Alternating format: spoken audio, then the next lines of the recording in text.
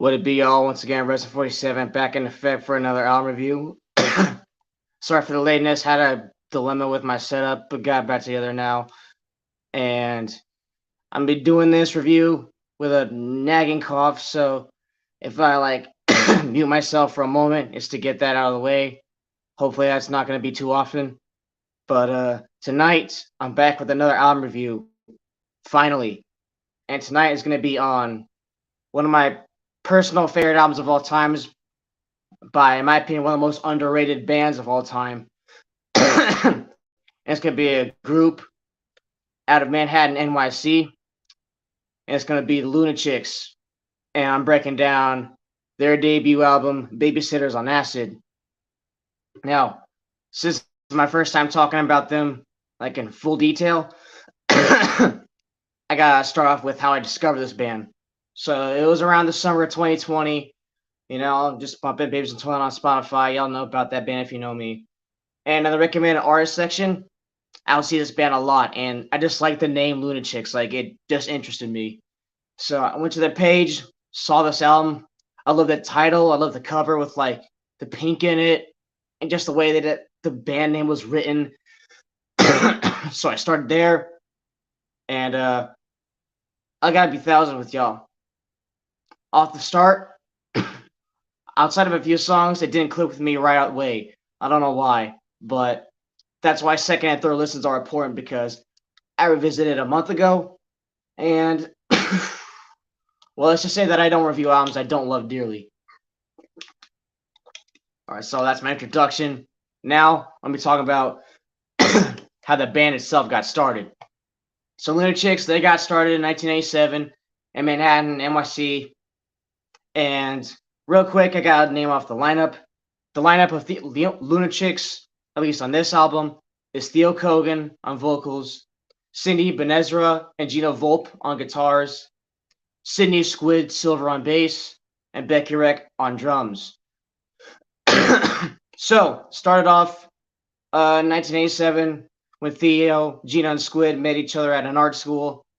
They eventually met up with Cindy and picked her up, who was a friend of Squid. And they didn't have a drummer starting out, so Theo's then boyfriend at the time filled in for that position. And he started playing shows, and like a lot of my favorite 90s rock bands, they got discovered by Sonic Youth, who helped get them signed to the UK record label Blast First. And some of my other favorite bands Sonic Youth discovered include Nirvana, Babes in Toyland, and Helium. So adding Lunachic's name to that is a fucking great addition. So around that time, they got signed up Blast First is when they picked up their first drummer, which is Becky Reck. And then 1989, they dropped like a 4-track EP. And then they started working on their debut album. And then that record became Babysitters on Acid. So, let me get the CD out real quick, and I'll go through the artwork. Hopefully my camera is set the right way already. Give me a second, y'all. Let me test this out. Nope. All right, let me get this set up. We're live, y'all, so there's no cutting this out. Just bear with me. Facing back. Okay. So here's the album cover right here. Really cool. I like the faded pink in it. You got Theo Kogan right here, Becky Reck, Squid, and you got the two guitarists over there, Cindy and Gina. And like I said, I like the way that Lunachicks spelled in here. This is a hard album to get physically. I got this for like $25, thankfully. This goes for like around 35 to 40-ish, usually. Got the spine right there. This is the 2001 reissue that came out on Go-Kart Records, which is the US pressing. But all the artwork's the same, as far as I know. You got your disc right there. And then you got your get this insert right here with the band and the lineup at like named off left to right. So go through here, and you got just your lyrics and all that. So pretty nice artwork behind it.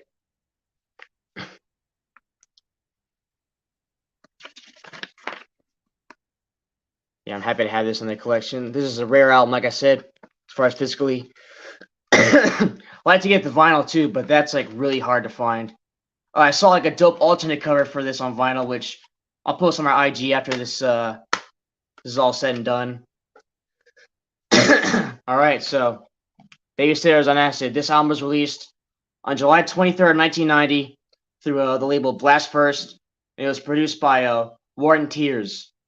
So here we go. Babysitters on Acid. 12 tracks of strength, 39 minutes in length. Let's get started right now. So the album signs in with Jan Brady. What an amazing sign into the album. Like, the chicks break out swinging for the fences immediately. This is one of my top favorite songs of all time, and the title speaks for itself. The song is a tribute to the character Jan from the Brady Bunch, and I'll be honest, I didn't have that show growing up, but this song is still my shit. Phil Kogan lays down one of the best vocal performances I'll ever hear in this lifetime. Nobody has a voice like her, especially on this album. Like, fuck. She breaks down the character of Jan Brady like so nicely, like famous moments of her in the show, and how she relates to the other members of the Brady Bunch. She even quotes the show at the start and the end of the song, which was a nice touch. Like, I'm just gonna read this, but I fucking love how she sings this in the song. Well, I know I cracked the family picture with my bike. I wasn't wearing my glasses, but I fixed everything with the bat of my eyelashes. You gotta hear the song itself to hear how she fucking sings that. It is amazing. There's no justifying how great it is. My head explodes every time I play this. Theo singing makes me lose it. The guitar riffs are so good too. This song fucking screams single. Jan Brady goes hard. It's a 10 out of 10 song. There's also a triple music video that Lunachicks did for this album called 3 Songs. I'll have that in the description for when this is done. You can check that out. And the 3 songs I picked out were this, the title track, and a song coming up later called Cookie Core. My favorite of them all is this one. Phil's got the burgundy ponytail, the dope red dress, and you know, the band's just having fun playing this song on like just a plain white set. So that's Jan Brady. What an amazing fucking science of the album. This is how you start an album off.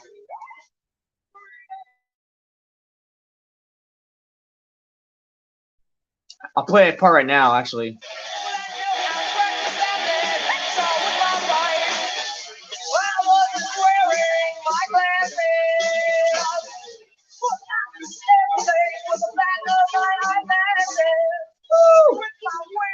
The way she fucking does that, man.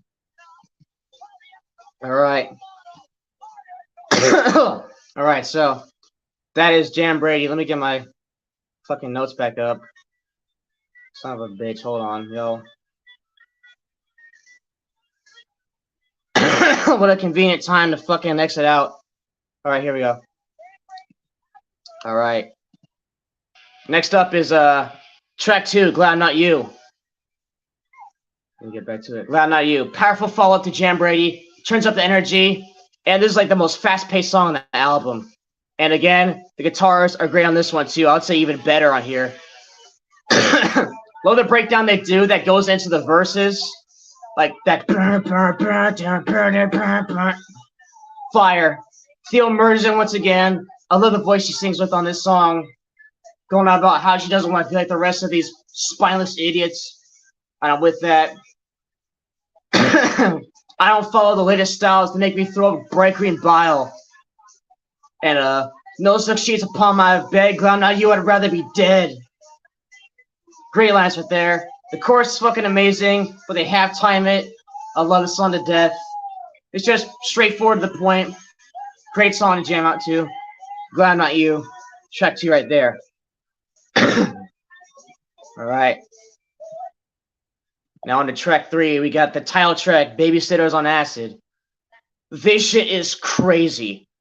It's the title track, and it's a storytelling song, which if done in rock is extra special for me.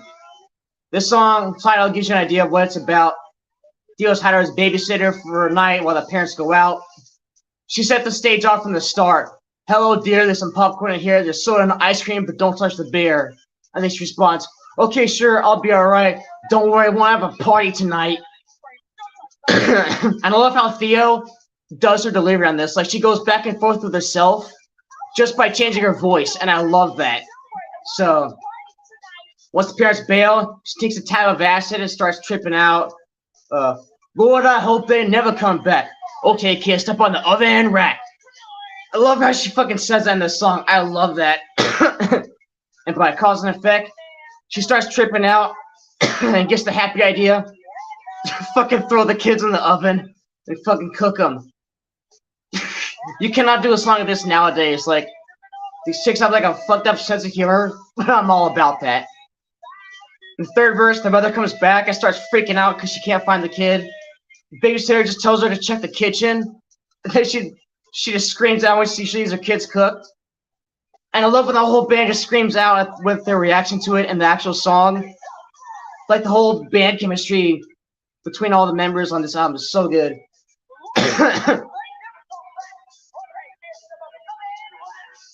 Might have to turn it up, but that was that line I was referring to right there. But Gina rounds out the song with a really dope solo.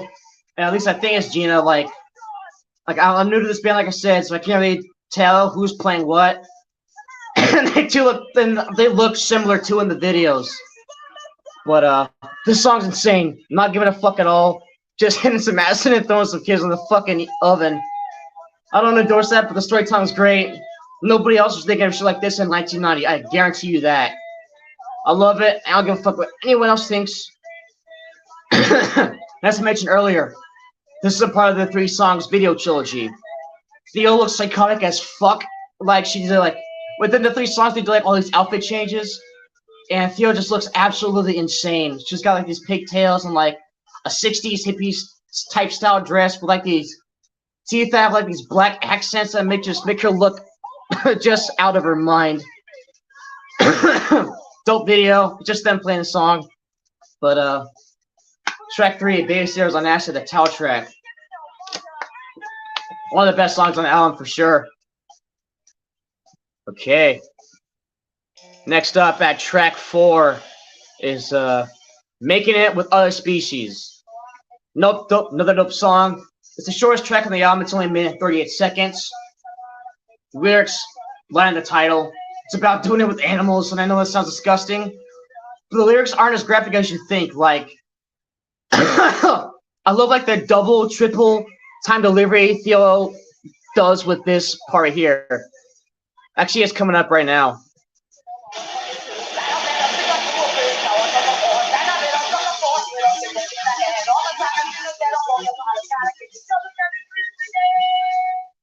Might be kind of hard to make out what she's saying, but it goes like this.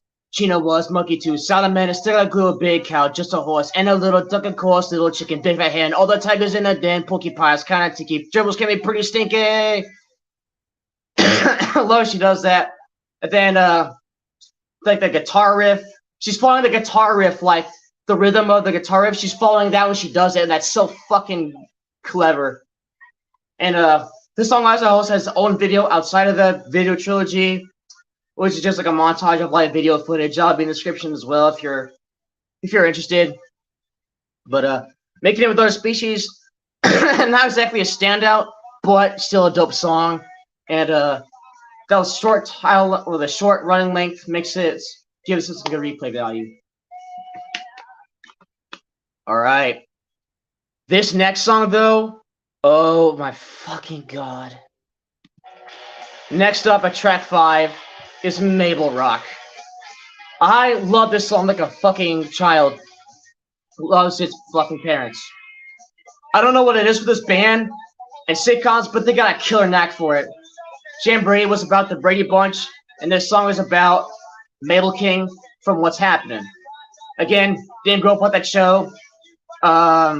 But this song always puts me in a mood of just pure bliss, like in the same way that songs like Helium Matchbox, it's got that same power. Thea's vocal performance on this song is fucking outstanding. Her voice on this album is way different, like when she says this. Twinkies for rerun and none for you, D.A. all the apples too. I fucking love how she says that. Like, I can't do justice for citing it myself, but I will say this. I always knew who Rerun was because he appears in one of my favorite movies of all time, which is ICP's, and Twisted's Big Money Hustlers from 1999. He was in there for like a short scene.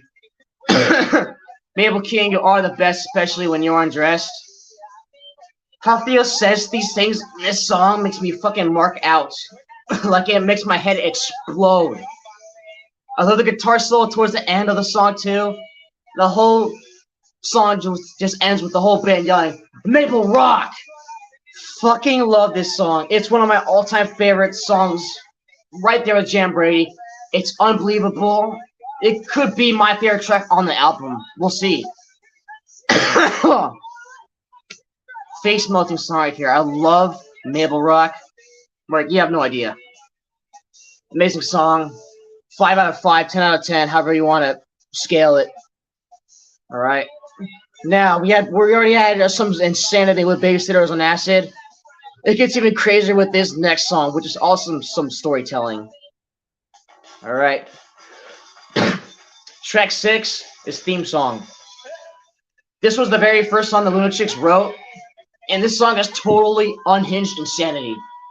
It's the darkest song on the album, back up the storytelling shit, and this shit is about killing Theo and Squid's high school English teacher, whose name was Mrs. Weiner. That was her name. What an unfortunate name that is. They tear this motherfucker apart. Theo sounds legit deranged with her performance again. She sings like her life depends on it. Like, she had some amazing notes in this song. Like this part right here.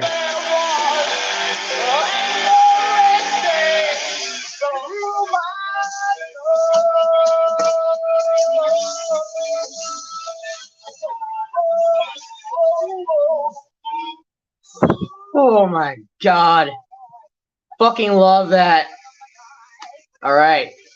I had that written down too, which was, so I just played it. I love that. And then she says this in the third verse.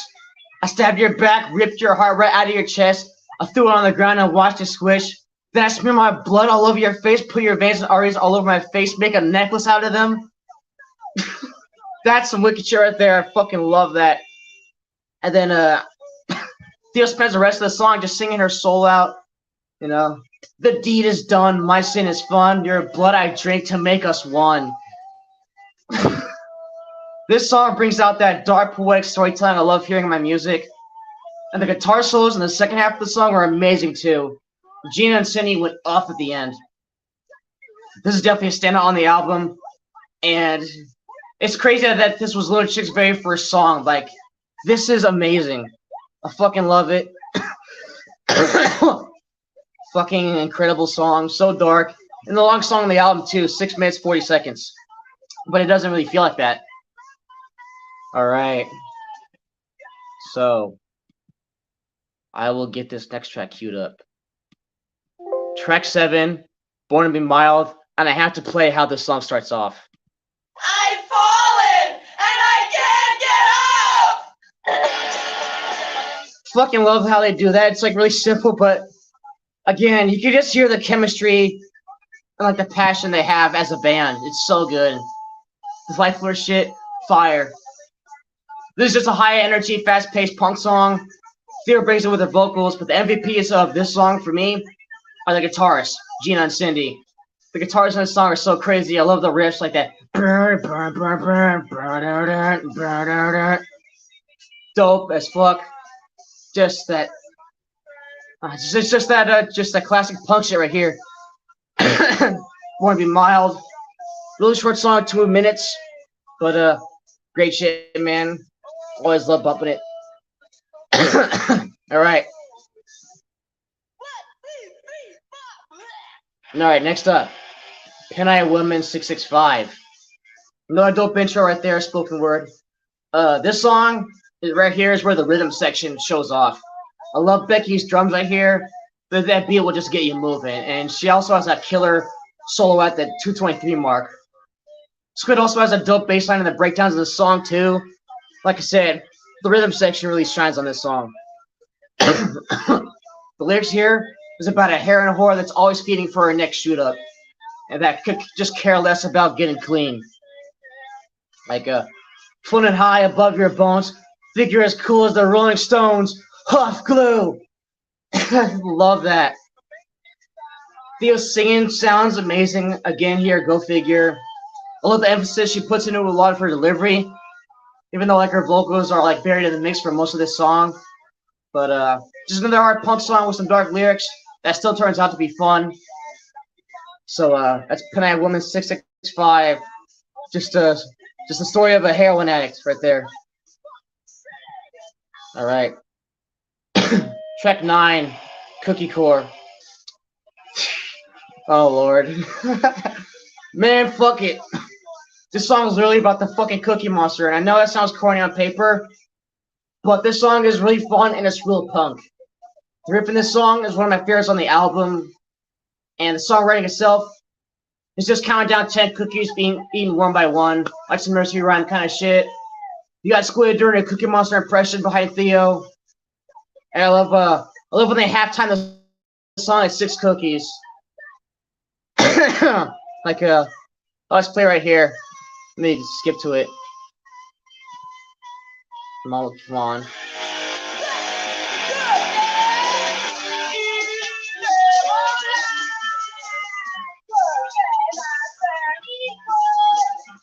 Just then this that halftime beat is so heavy, so good, and just for a song idea as dumb as it is, song was hard and it's pretty heavy and pretty in your face. This is also part of the 3 songs video series. Theo's got like these bugged out contacts with like this blue floral tank top on. It's a great video. Creative video making a nursery rhyme about a fucking Sesame Street character. And it's a fire track, fuck what anyone thinks. Dope song. And yeah, that's the 9th track, Cookie Core. Alright. Track 10 now is Octopussy. Octopussy. This is definitely my least favorite track on the album. It's not bad, but I thought it was just decent. It's just a love song with Theo portraying herself as an octopus, hence the title. She has some good notes in the song, though, and I like the drum break at the start. That's probably my favorite part of the song. Not much to analyze in this. It's a good song. Just my least favorite. I like all the songs in this album, just to make it clear. But, yeah, Octopussy. All right, now we're moving on to the penultimate track, 11, Sugar Love. Shit picks up with this song. I love how this starts out. It's so dark. Squid's bass is just suspenseful and grimy. Feels maniacal laughing as to that suspense. Becky starts building up on the drums. And then this drop right here at the 101 mark. I gotta play this. Let me get it fast forwarded. This shit is the heaviest part of the fucking album. I love this.